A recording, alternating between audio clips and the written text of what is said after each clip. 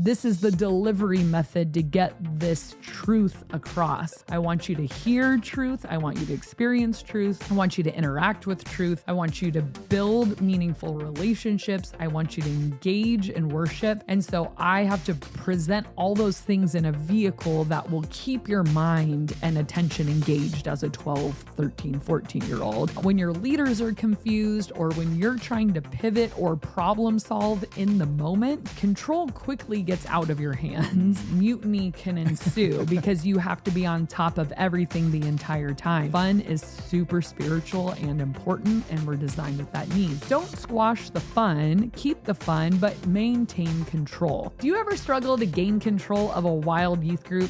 Today, we're going to give you 4 tips for how to lead up front well.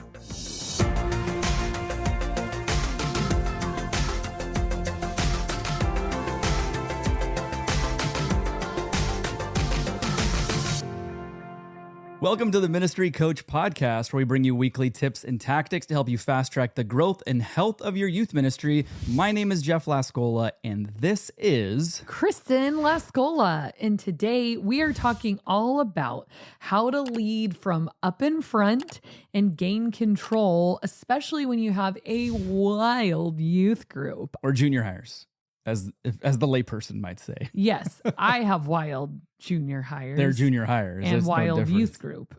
Yeah, it's synonymous. one and the same. You're right. I would agree with that. And sometimes it's hard to get control of the room. So today we're going to talk about ways to not work against the energy, but Harness it. flow with Channel the it. energy, be in a little raft floating on the energy toward the destination. Because you know as well as I do, when you fight the energy, you lose. Yeah. Because you're outnumbered. So, by the way, before we start, the name of my youth ministry is Chaos, Fitting. which is very, very fitting for a junior high youth ministry. But like Kurt Johnson wrote a book that I read called Controlled Chaos. That's the goal. We want to leave the fun, leave the energy, not do away with that and say, all right, everyone, turn your phones into this basket. Everyone sign this contract of how you shall behave from the hours of 6:30 to 8:30. Because clearly if you do everybody, that, you're not going to act up. Like, that's it. If you sign that sheet of paper, like, you're good to go. And not very magnetic type of ministry going on there. I remember I'm new. What am I signing? I remember going to a church when I was in junior high, and there were no games, no fun, no laughing, no smiling, nothing. And if you talked even a little bit, like, it was like, get out. Like, it was so strict. And I remember thinking, this is no fun. No coming back either. Well, because I'm at school all week, and then you want to come to church and learn, but you also want a fellowship. Yeah. You want to have fun. You want to have relationship. The joy of relationship is part of church. I was talking to the students this weekend, like, hey, I used to always think church was like just school, but for God stuff. But part of the purpose of the body of Christ, yes, is to learn. But in Hebrews 10, it talks about spurring one another toward love and good deeds and encouraging one another. And love and relationship is such a big part of the calling of the body of Christ. So we have to give room for people to really enjoy each other. And joy is what solidifies attachments with people, a shared experience of we had fun. Right. And I think, you've heard me say it all the time, fun is super spiritual and important, and we're designed with that need. So don't squash the fun, keep the fun, but maintain control. And that's the strategy that we're going to talk about today. So, number 1, you and your team need to know the plan ahead of time. Some mistakes that I think I made early on in youth ministry was a little bit like wing it, fly by the seat of my pants. And I kind of just thought, like maybe many of you, it'll all work out. Yeah. It'll all be fine. I'm a pro. I got this. And they're just kids. They're just kids. But you quickly learn that when your leaders are confused or when you're trying to pivot or problem solve in the moment, the control quickly gets out of your hands and it becomes the bad kind of chaos that we don't want. And the more students you have, the tighter that ship needs to be run. It's just because there's just more factors with more people. And so, when you're small, I think you can have a schedule and a plan and all of that, and it's good. It's not like you don't need one at all, but that plan needs to be more and more detailed the bigger that you get. Because there's not as much room for error, because if you're confused or your team is confused, then mutiny can ensue because you have to be on top of everything the entire time. Yeah. And so not only do they need to know the plan, but they need to be prepared to execute that plan. So here's what that kind of looks like in real life. I can't tell you how many times I went to play a game and then I'm like, shoot, where are the cones? Hurry, someone go and grab them. And we're all just like on dead time, like, haha. So please stay engaged with what we're doing. So have everything staged and ready to go in its place so that when it's time to play the game or use an illustration or hand out a prize or hand leaders their talk sheets and small group folders and attendance sheets, or a parent needs a flyer for a camp or a calendar, or you need a new student form, things should be available, ready, and in their place. Yeah. Because you lose organization when you have to hold on, let me go find that. Right. Everything needs to be ready. Tell a few jokes while I look for these have, things. I think you're joking, but we have resorted to stand-up comedy to try to fill the time. There's nothing better than on-the-spot stand-up comedy. And then you start passing the mic around and seeing who else has some jokes. And that turns into... they've been appropriate, but it gets awkward quickly. Your tech team, do they know what to do? Should you have a tech team? Or maybe it's a student who runs tech for you. But I have a quick little meeting with my tech team prior to every program and just tell them, this is the game we're playing. Here's basically how it runs. Here's the worship transition we're using. I'm going to introduce the speakers, so leave a gap for me. Make sure the handhelds are on. We just do a quick little meeting and always give all the people involved a timeline. So I usually write my timeline on Monday afternoons. If I'm really ahead of it, Thursday prior to the youth group, and just say, this is what's happening at 6:15 all the way till 8:30 when parents are picking up. They know what announcements, what game, what video we're showing, who's speaking, who's emceeing, and everyone's on the same page of knowing exactly what we are going to do. And with that, your small group leaders need to be in the loop. I send an email, but we also meet right before our program, 6 to 6:15 for a 6:30 program, just to say, in case they miss the email or we have other things to go over, all right, tonight we're playing Operation Night Scramble. So when I start announcing the games, you guys need to go in the hallway, break and shake the glow sticks, go hide them, and then you guys are going to be stationed throughout the hallway. When you hear this sound, that means the round is over. So usher all the kids back into the auditorium. We'll probably play 2 rounds. Here's where we're going in small group. Bottom line, kids need to walk away with knowing that they always think they're this prodigal son, but maybe they're the older brother. And then pickup is been backed up. So make sure you release at 8:25 instead of 8:30. All those things are going to help make sure the night runs smoothly, because like I said, when you start growing and you have a lot of students, these little details are a make or break. If we release 2 minutes late, it is a break for us, because break meaning bad. It's not a good thing, because then our traffic gets backed all the way up to the main road. So making sure leaders know this is the time you need to let out. This is where students need to go. This is your role during this part. Hey, we've been having a lot of talking during this part. Why don't you guys sit with students during worship? So all that kind of stuff. Everyone needs to be crystal clear on the plan and what their role is in executing that plan. And everything should be staged and ready to go. That is your first how to gain control. Number 2, you need highly capable and involved adults. So kind of jumping off of where we left off is your leaders are going to be a really big deal in terms of the control and organization.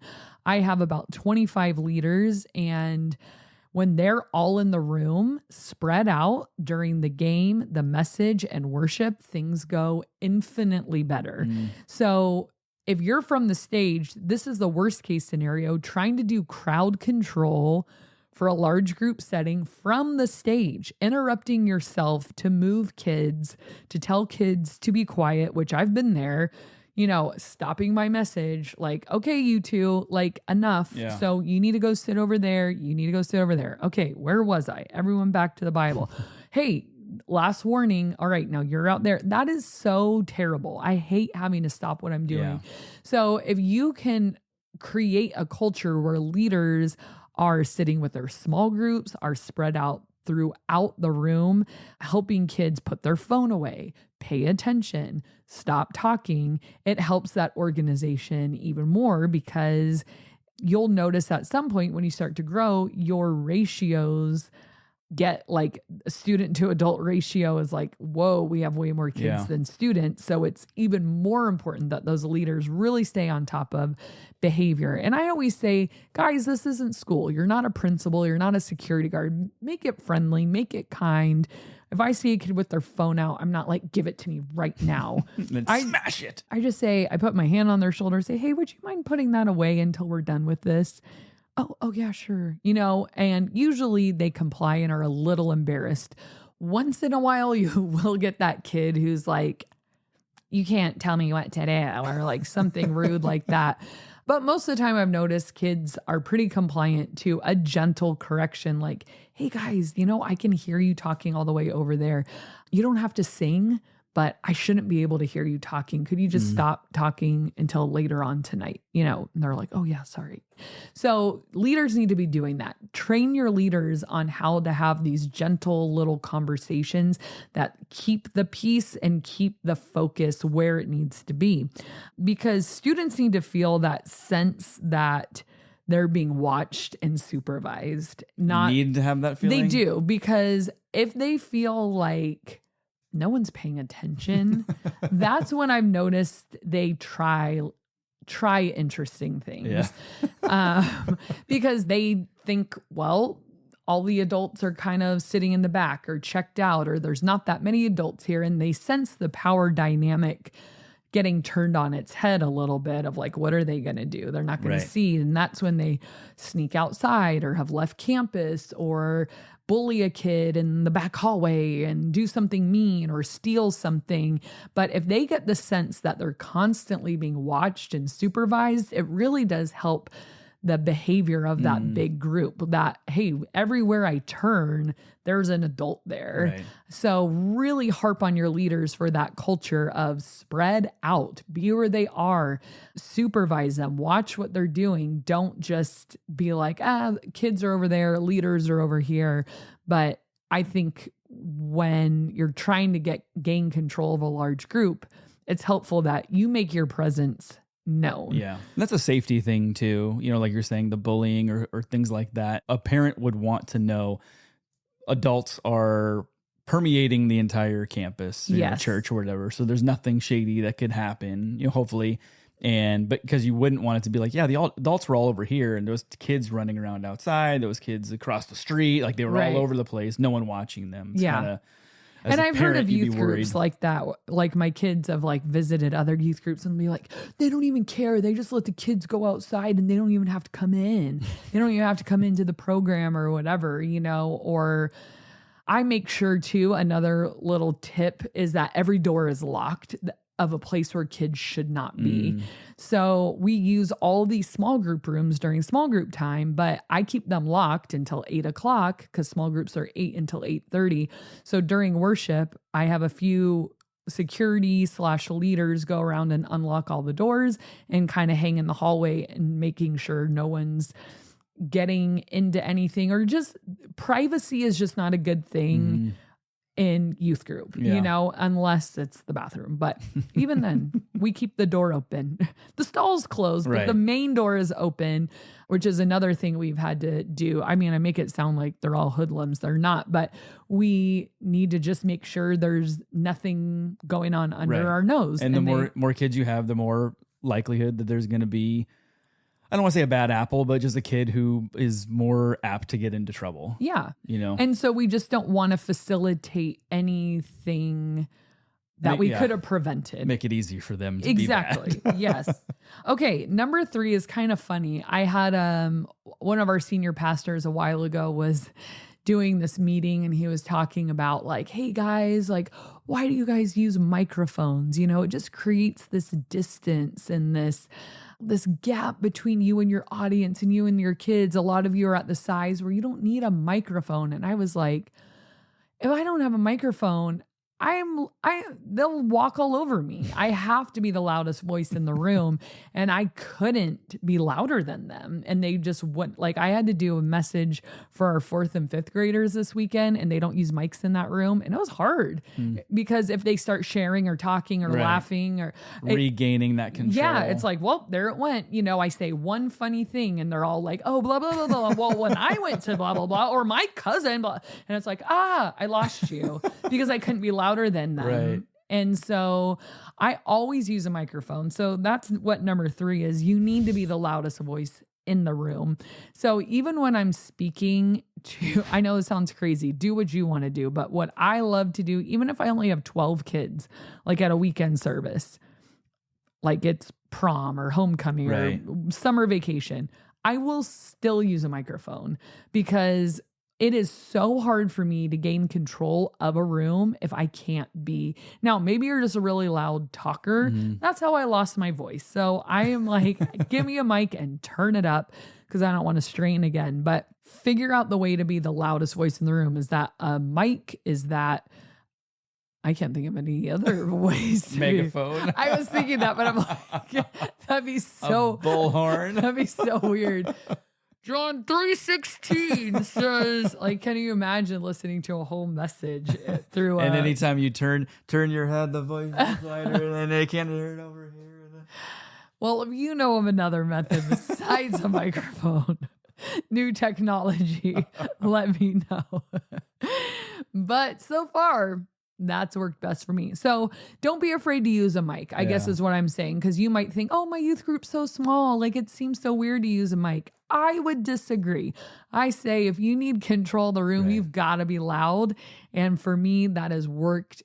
It was a game changer. We used to never use mics on Sunday mornings, and I was always exhausted. My vocal cords were exhausted. I would always have a headache from straining and yelling. And finally, I'm like, it was like a little amp in a mic. And I'm like, oh, I can just talk normal. Like, this is amazing.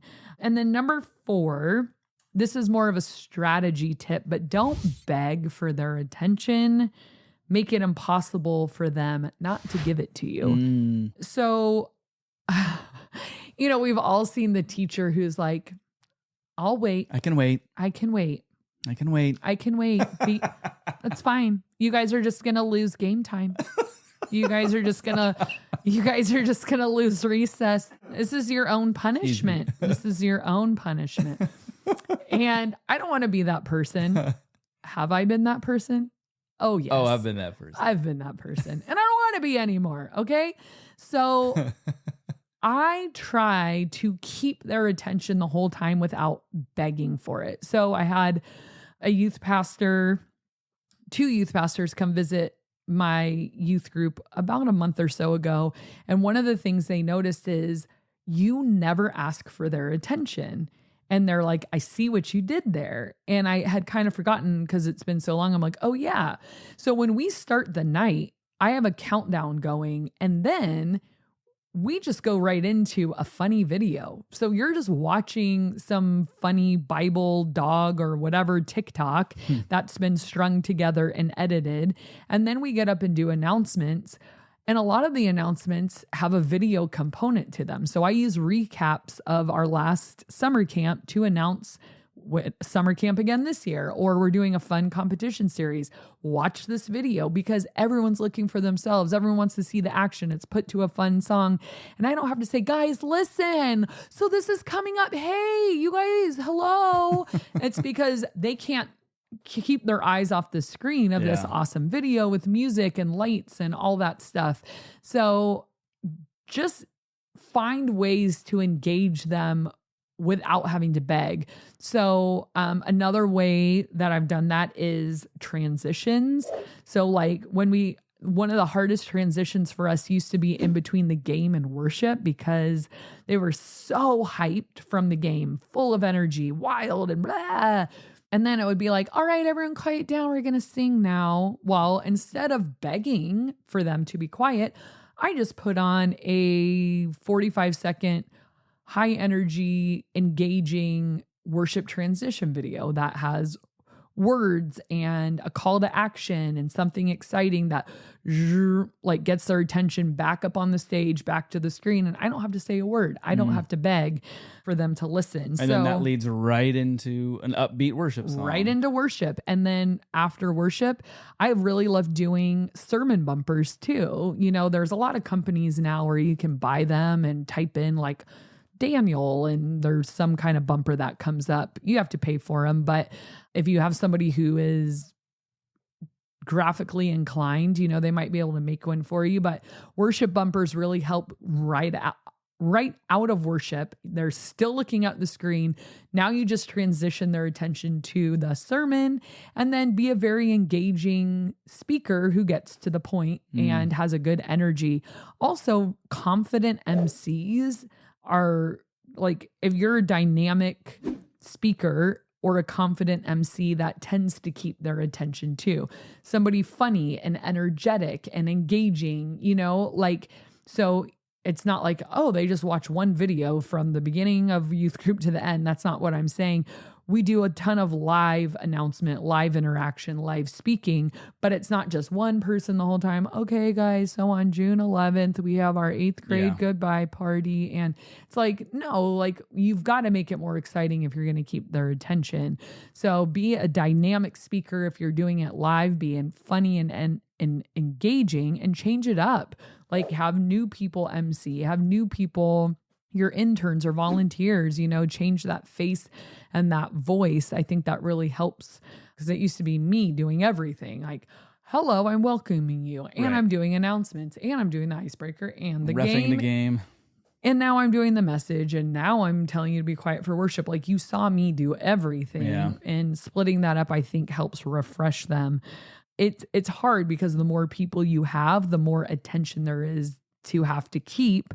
So use all your resources, like I said, video, sound, lights. Make it a visually stimulating production so that you keep their attention. Yeah, and it sounds like there's not a lot of breaks either, like kind of just seamlessly going from one thing to the next. So it's like there's no time for them to build up this anarchy of you know, losing your control, is because we've moved on. We're on to the next thing, and now we're on to the next thing, and it's keeping them engaged the entire time. Yeah, and that's what I mean about that schedule. Like everything is timed, and whereas if there was everything 30 keeps seconds moving. of downtime, okay, that was the end of the game. All right, everybody sit down. Right. Quiet, you know, and I swear, like it's like the second the game ends, and the winner is Team Croc Charms, right? And then they're like, yay, all right, go ahead and get a piece of candy if you won. Everyone else, come to the front. We're going to start worship. And then worship transition video comes.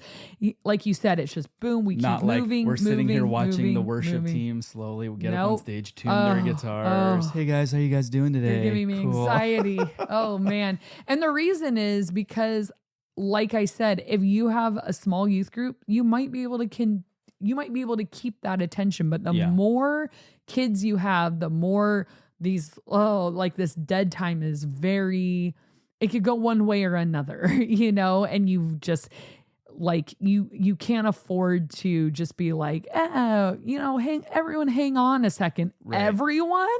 Everyone hang on a second. No way. Like, keep this ship moving to the end and jam pack it with purpose and relationships and all of that. The way we've been describing it, it makes it sound like it's just one big show. It's not a show, but this is the delivery method to get this truth across, so that we keep them engaged so that they can pick up what we're putting down. It's not transitions and attention for the sake of transitions and attention. It's because I want to keep your attention where it needs to be. And that's the mission we're trying to accomplish tonight. I want you to hear truth. I want you to experience truth. I want you to interact with truth. I want you to build meaningful relationships. I want you to engage in worship. And so I have to present all those things in a vehicle that will keep your mind and attention engaged as a 12, 13, 14-year-old, and so it's just a strategy for the delivery method of what's truly important. Keeping their attention isn't truly important. It's what we're trying to keep their attention on that is truly important, and making sure that we have a fruitful night where everyone leaves and says, I want to go back to that because they pointed me to something. And not like kids would verbalize that, but they know like this mattered, and we want them to leave knowing it wasn't just like, EA, we had so much fun and ate candy, but I had fun and it hit like not just my human need, but my soul need, like my spiritual need, all of it. So yeah, it's an art to keeping attention. And I think depending on your size and your resources and your facility, your strategy will probably look a little different. It won't be a carbon copy of what we just talked about, but definitely things to help at least get you thinking in that direction. Definitely. What do you think of when you do kind of lose, kids are getting a little bit louder, maybe announcements or things like that, about doing the 3, 2, 1, and then everyone has to be quiet or something, having that kind of be a staple, like a part of your So I do ministry. That during the battle, which is our big competition series, because, it gets so wild and we encourage them to cheer the whole time. Like they get points for spirit. Yeah. So we kind of train them on this, like, all right, you can get spirit points by silent cheer, but you've got to listen. I'm going to say 3, 2, 1, silent. And then they have to go be quiet and do their silent cheer or whatever it is. So, I do that. I wouldn't say I do that all the time, but mostly during the battle. And then right after the battle, be like, oh, how many of you guys remember this? 3, 2, 1, quiet. My guys director, he always does, if you hear me, clap once. If you hear me, clap twice. If you hear me, clap 3 times. Until the whole room is like clapping along with him. And I've seen that work. Yeah. I think it would work if a youth pastor had their own little, like, I'm thinking of my second grade teacher. She used to go, stop, look, and listen. And then we were supposed to answer, I will. So I'm not saying that one's free. That one is free for you guys to use. You're welcome. If you want. I'm not saying do that, but if there is a little like jingle or clapping thing or like some kind of call response, whatever, like that helps you, go for it. I mean, really, when I do the 3, 2, 1, I don't know if I do 1, 2, 3 or 3, 2, 1. I think it's 3, 2, 1. 3, 2, 1, silence. They really will do it. And then the clapping thing works for Caleb. So I don't know if you have something cute along those lines that your kids respond to, work that in somewhere. Yeah, there you go. All right. The question of the day this week is, what is the weirdest museum you've ever been to? So one time we were at summer camp and there's this little tiny town called Happy Camp up in the mountains, and we were just looking for an air conditioned spot. And so we just went in, and it was sort of the museum of nothing. Like it was just like, what was the title or the name of it? I think it was just Happy Camp Museum. Yeah. I couldn't tell you what was there. I just remember thinking like, did you just have an empty building you needed to like meet your town quota of a museum and you're like, here we go? There was nothing in it. Like, as far as like maybe a couple pictures, but it was like literally just so empty.